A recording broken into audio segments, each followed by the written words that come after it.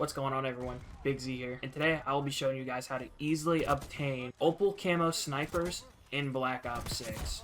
Alright, so I had a whole portion of this video cut out just to mention the boat method that people were using, but since they added Nuketown, they have patched this, and I believe they patched the one on Liberty Falls too with the sprinkler. But I will say this, I have seen people on TikTok doing both. I'm like 100% sure the one person doing the boat glitch was just restreaming old footage and baiting for views. So I was in there for a few minutes and he was going like, guys, give me this followers and I'll post a tutorial. And they said, oh, I posted it right now as soon as he hit it, and there's just no video, and he just keeps digging himself a hole too. Like, oh, I'm at this follower goal now, let me do this on my, now reach me that on my other account or some shit. And for some reason he was getting really tight in the live too. Like, people would just call him cringe or weird. He's like, why are you in the live? Pretty sure both of the God mode glitches are patched. There might be a Liberty Falls one that's still out there, I'm not too sure. So I do mention this later in the video, but I really do want to emphasize that you should buy your perks, buy a lot of the health stuff, research the jug augments, buy jug, buy the 3-plate, buy quick revive.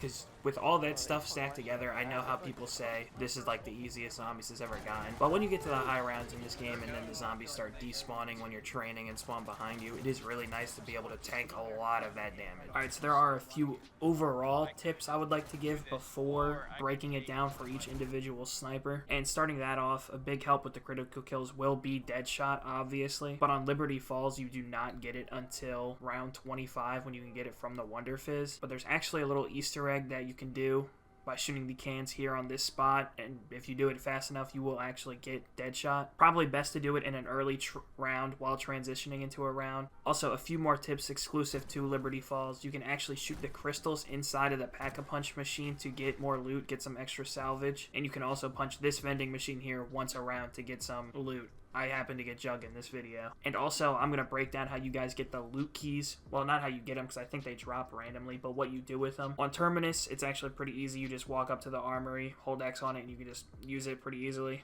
But on Liberty Falls, you're going to have to find a combination for the vault in the bank. And now there is a sticky note on the bank that will be the first number next to the order of the rest of the sticky notes you need to find, one of which being in the bowling alley and the comic book store. And you actually cannot use the one in this video. They will be unique to everyone's playthrough, but the locations remain the same. Also, another tip, I haven't really seen too many people mention this, but there are like zombie spawns that are not tied to the round. Like, especially on Terminus, you'll have a bunch of zombies roaming around or stuck in those cages in the Pack-a-Punch area that you can just shoot and kill and get XP, but they're not tied to the round. And this also goes for the SAM trials that you can do, which I would recommend doing those too once inevitably the boat glitch gets patched, because those will give you extra zombie spawns that are not tied to the round. Especially if you are doing this solo, this will help out a lot. And these special zombie spawns from the SAM trials are indicated by the purple eyes, I believe. They don't give you as much points, but they will still give you progress towards your camo, which is really all that counts here. And one more overall thing, there is an augment, I keep pronouncing it wrong. There is an augment when you research stamina that lets you replenish ammo when you get critical kills. So if you are planning to do the entire camo grind, I would recommend maybe staving snipers for a later date and researching this, because I really imagine this would help a lot with the snipers, or at least worth mentioning. Anyway, moving on to breaking down the snipers themselves. The first one, the frost line, is pretty self-explanatory. 2,000 headshots. Get Deadshot as soon as possible. It's pretty easy to get on Terminus, and I already showed you guys how to get it on Liberty Falls early into the game. I would probably personally recommend running iron sights and putting on any recoil attachments for the frost line, because just like in multiplayer, its flaws in multiplayer transfers over to zombies. So this shit has a lot of recoil, like a lot of unnecessary vertical recoil. Moving on to the SVD, this might be the best sniper in the game to do this, because when you pack it, it turns into a shotgun, so you can just spray down a lot of the zombies really fast. Nothing too special about this one. Would still recommend maybe putting iron sights or at least a red dot on.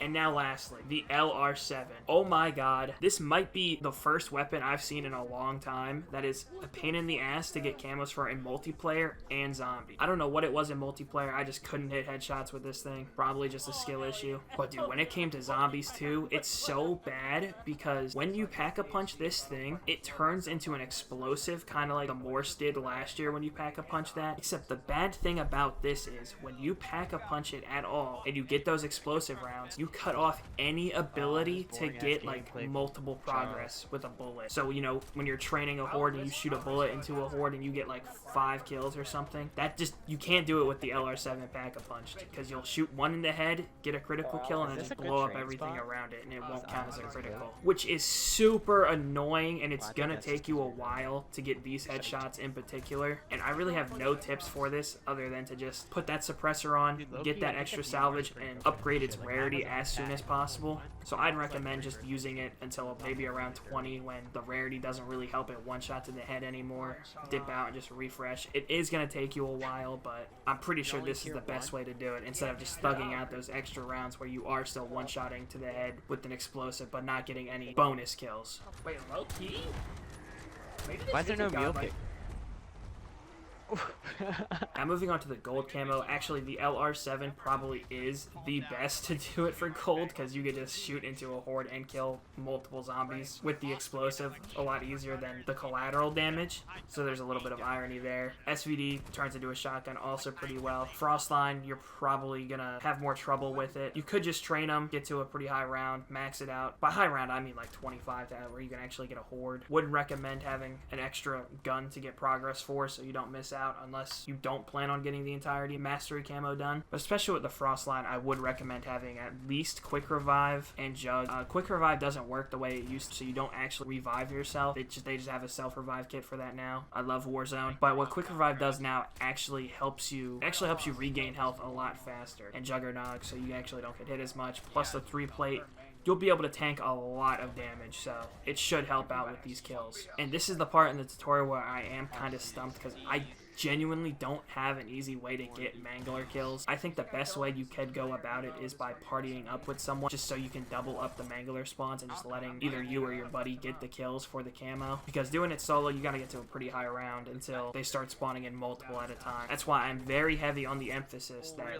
if you are doing the mastery grind, bring in another gun, or buy a random gun from the box or something, so you can get progress for that, so it doesn't feel like a total loss. Or maybe that could just be a flaw in myself. I'm not totally sure. But anyway, I hope you guys at least gained something from this video, or at least was entertained for the last 10 minutes. I do realize a lot of the stuff I'm going over has already been covered, but I truly don't think I've seen anyone mention the SAM trial kills, which I think is going to help a lot for all you solo players out there. But nonetheless, hope you enjoyed the video. I'll catch you guys in the next one.